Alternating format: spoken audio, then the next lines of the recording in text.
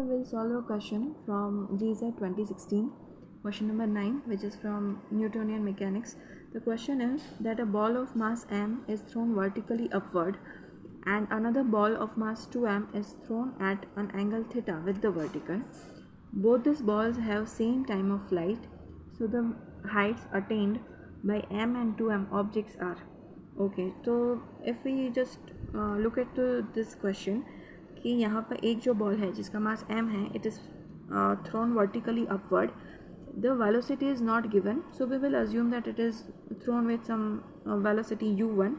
Okay, and there is another ball of mass 2m which is projected with angle theta, projected at some angle theta with the vertical के साथ theta angle के ऊपर it is projected. Speed के बारे में there is nothing mentioned in this question, so we will assume that the second ball is having the speed u2. Okay, so both these motions, the motion of mass m and motion of mass 2m, both are motions with constant acceleration, uniform accelerated motion है दोनों ही. पहले ये balls ऊपर जाएंगे with speed with acceleration minus g, और जैसे ही अपनी maximum height पे पहुंच जाएंगे वहाँ से they will come back to the surface. तो यहाँ पे you can use the equations of uniform accelerated motion. So first we will use the very famous equation v is equal to u plus a T.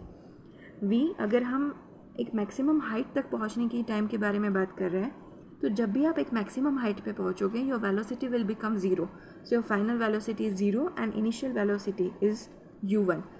So v is equal to u plus at, final velocity zero, initial velocity is u1. Acceleration जो है आप ऊपर जा रहे हो तो you are de accelerated, uniformly de accelerated motion है. तो a के बदले you can write minus g. So a is equal to minus g and time आपको अगर t जितना ही लगेगा. So zero is equal to u1 minus g t. So u1 is equal to g t. This is about the first ball. तो t1 ऊपर पहुँचने तक का जो टाइम है वो मिलेगा u1 अपॉन जी, और मैंने यहाँ पे लिखा है 2t1. इट इज़ 2t1 किसके लिए, जितना टाइम ऊपर जाने में लगेगा the same time will this ball will require to come down to the surface और the ground. So 2t1 total उसका टाइम होगा वापस आने का, जहाँ से आपने फेंका वहाँ से जब भी वो वापस आएगा ग्राउंड के ऊपर, तो the total time will be twice u1 upon g, 2u1 upon g. So it was about the first ball. Now about the second ball. Second ball projectile motion करेगा because it is not vertically thrown upward. इसको vertical के साथ theta angle के ऊपर फेंका गया है. Okay, so अगर ये प्रोजेक्टाइल मोशन है तो सेम है, तो ये डी एक्सेलरेटेड और यूनिफॉर्म एक्सेलरेटेड मोशन ही. तो here also we can use v is equal to u plus a t. लेकिन यहाँ पे u2 स्पीड के साथ व्हेन इट इज़ थ्रोन, तो इसके दो कंपोनेंट्स वी कैन फाइंड. एक होगा विद द वर्टिकल और एक होगा हॉरिजॉन्टल के साथ. वर्टिकल वाला कंपोनेंट होगा, सिंस थीटा यहाँ पर है तो ये होगा u2 cos theta and this will be u2 sine theta, right. तो हमें तो एच मैक्स के बारे में बात करनी है कि यहाँ पे पहुँचने के लिए how much time will be required. तो अगर हमें वर्टिकल ही बात करनी है तो we will only take the vertical component of this speed. तो when we write v is equal to u plus a t, okay, जब भी वो मैक्सिमम हाइट पे पहुँचेगा the final velocity will be zero. Initial velocity u नहीं लेनी है, u2 नहीं लेनी है, आपको वर्टिकल में जो वेलोसिटी है वो लेनी है. The vertical component is u2 cos theta. So initial velocity के बदले we will write u2 cos theta and accelerated नहीं, ये डी एक्सेलरेटेड मोशन है. जैसे जैसे ऊपर जाओगे the speed will decrease. So a होगा minus g and the t. Okay, so अगर इसको हम सिंप्लीफाई करें तो यहाँ से हमें t2 मिलेगा. t2 is equal to u2 cos theta upon g. Total time of flight के बारे में बात करें तो टोटल टाइम ऑफ फ्लाइट जो है वो ऊपर जाने का जितना टाइम लगेगा उतना ही time you will take to again come to the ground. So 2t2 होगा 2u2 कोस थीटा अपॉन जी.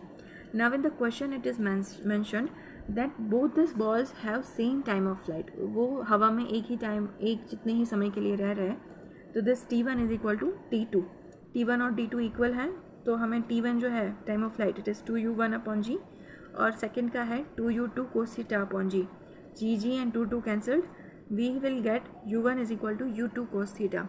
ठीक है, ये हमने कहाँ से डिराइव किया, अगर दोनों का टाइम इक्वल है हवा में तो u1 होगा u2 cos theta and this is our equation number 1.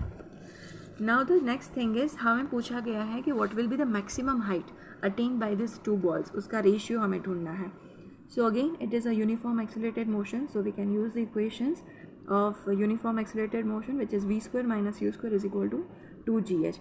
v जो है ये फाइनल स्पीड है और हम बात करें मैक्सिमम हाइट के बारे में. तो when you are reaching the maximum height your final velocity is 0. हमने पहले भी यही किया था.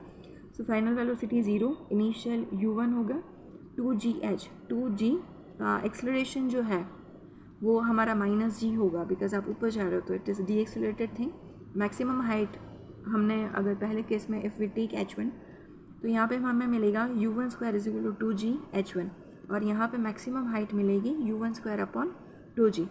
For the second ball which is having mass 2m, वहाँ पे भी तो same thing v² - u² 2gh. D accelerated है तो यहाँ पे हम लेंगे -2g, उसकी मैक्सिमम हाइट होगी h2 और u के बदले सी